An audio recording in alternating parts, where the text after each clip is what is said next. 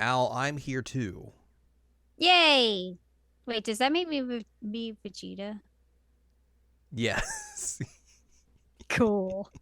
I am the short one, so Yeah, that makes sense. Get that. I got a Gotta bet. gotta get that widow's peak out. I say I got a better hairline though. Hello, welcome to this week's episode of Jared Now Watch Dragon Ball Super. Is episode number 18. I'm Jared, joined as always by Doc Owl and Lady M. Hello. You mean Vegeta? Yeah, sorry, of course. We are discussing episode 18 called "I'm Here Too." Training commences on Beerus's world. Yeah, we get to And begin it's training. exactly what it sounds. It is true. Goku is traveling with Whis to get to Beerus's planet, and he's gotta pee. He's gonna pee himself. He's gotta pee. And Whis is like, "You better not pee. I will turn this right around and take you right back to Earth." He's like, "Oh, I'm gonna hold it." And they get there, and Vegeta is waiting for them with the seer And an apron. and an apron. He's like, "Hey, everything's good. Everything's all the same." And Goku's very impressed with Vegeta's energy. Does make fun of him for his apron. And then Whis is like, "Hey, didn't you have to go pee?"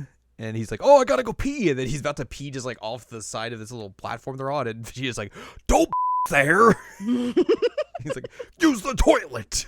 He's like, "Okay."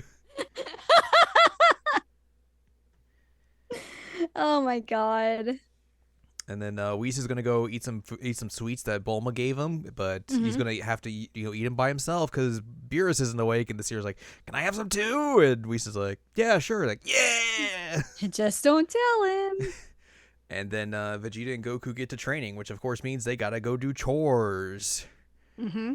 And they the first thing they have to do is go to Beerus's bedroom. He's sleepy, little sleepy boy. He's a cat. There's a lot of hourglasses around. If they get touched, they blow up. And they have to change Beerus's bed sheets without waking him up. And Goku the whole time is just yapping, and Vegeta keeps being like, "Shut up! Don't wake him up! He's gonna get mad." Mouth.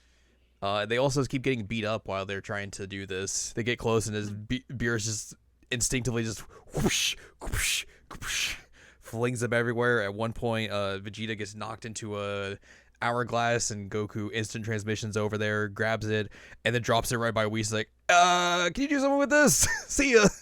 And it just blows up on Whis. So Whis is like, "Oh well, it was Points creative." for creativity. Eventually, Beerus just traps Goku in a figure 4 leg lock. And then Vegeta's like, "Wait, no, this is good. Just lift him up. Lift him up."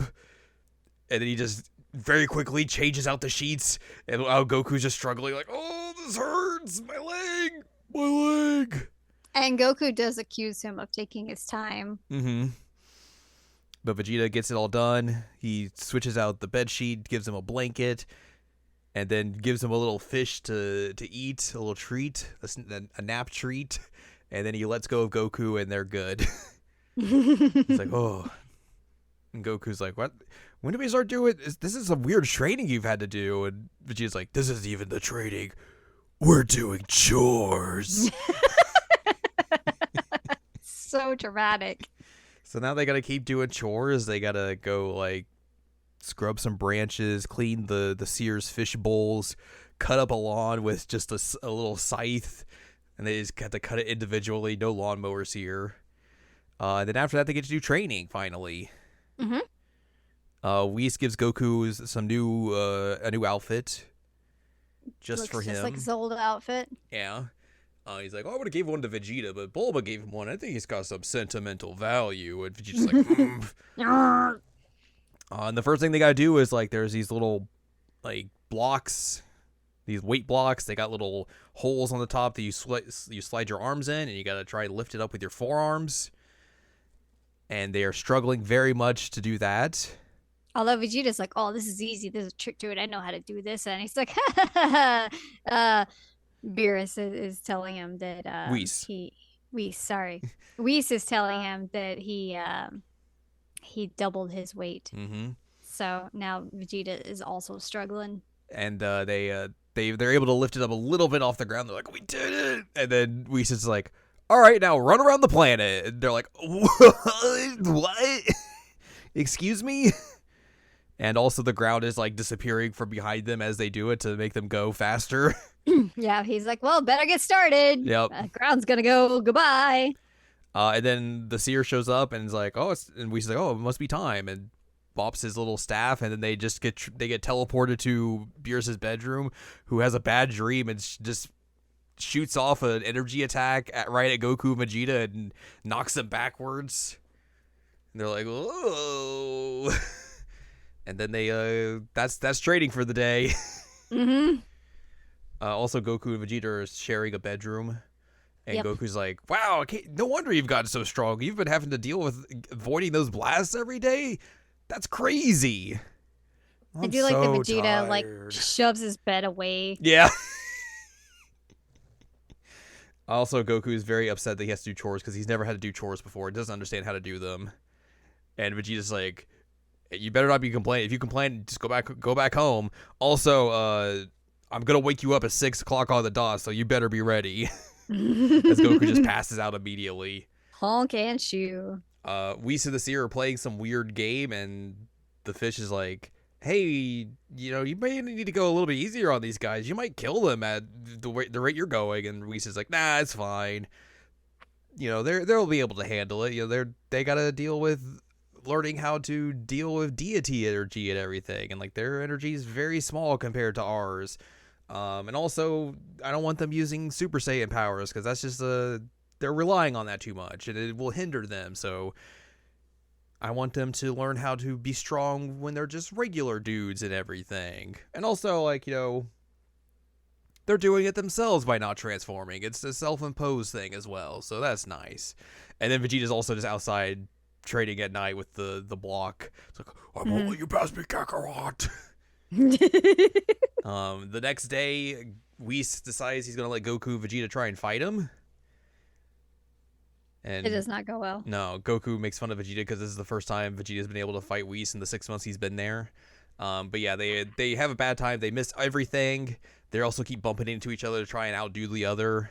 And Whis is just like, all right, no, this isn't working. You need to figure out how to do this instinctively. You can't be thinking while you're fighting. You're losing too much time that you could be fighting. Too much fighting time if you're thinking. So we need to find a way. Ichiban would be great at fighting. It's he doesn't true. think at all. It's very true. So we need to figure out a way so you are just instinctively doing actions and not even thinking about it. Even Beerus hasn't even mastered this, but I think you guys could be able to do it. And then we steps in poop. Oh, right, the pink poop. He steps in the poop.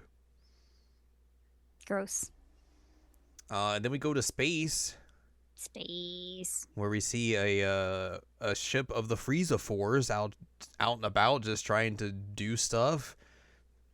This dude Sorbet is in charge of things ever since Frieza's death, and just trying to get stuff done. And then we also see two other beings, Champa and Vados, another destroyer and their attendee, blow up a planet. Mm-hmm. And then they go along to another planet. One more destroyer. It's Chunky Beerus and Lady Whis. Yeah, basically. You're not wrong. But yeah, that's how we end the episode. Mm-hmm. We got a few differences here. Gimme. Champa and Vados made their debut appearance in this episode of the anime. In the manga, they had appeared earlier. Oh. And then in the manga, they knock aside Sorbet's spaceship while flying toward a planet. In the manga, they came across a Frieza Force ship ran by Garana, and Champa destroys them.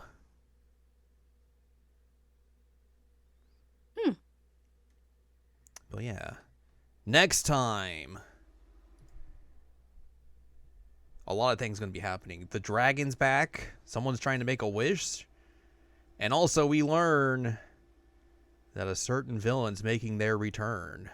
Yeah. Which now we can unveil this arc's title, which is of course the Golden Frieza Saga. Oh. I was wondering why you didn't tell me what the arc was called. Yep. Now you know. Yes. Next time we will be discussing episode number 19. It's called Despair Redux: The Return of the Evil Emperor Frieza. Da-ba-bum. Yes, Frieza's coming back and gonna eventually get some new powers and everything, and be a bit of a force in this series for a bit of time. A little bit of a menace. A little bit of a menace. So yeah, we'll deal with all of that happening next time. But for now, if you'd like more from us, head on over to seasonalanimeCheckup.com or sac.cool, where you can find past episodes of this podcast and other podcasts, like Seasonal Anime Checkup OVA, also my columns and reviews on the site as well. If you'd like more from Anladium, go to anladium.com. She's got columns and reviews. You can follow us on Blue Sky SeasonalAnimeCheckup.com. You can buy our books, One Shiny Moment, a critical analysis of Love, Life, Sunshine, Hot Tubs, and Pac-Man on Amazon.com. And you can support us on Patreon, patreon.com/SACOVA. So join us next time as Frieza returns.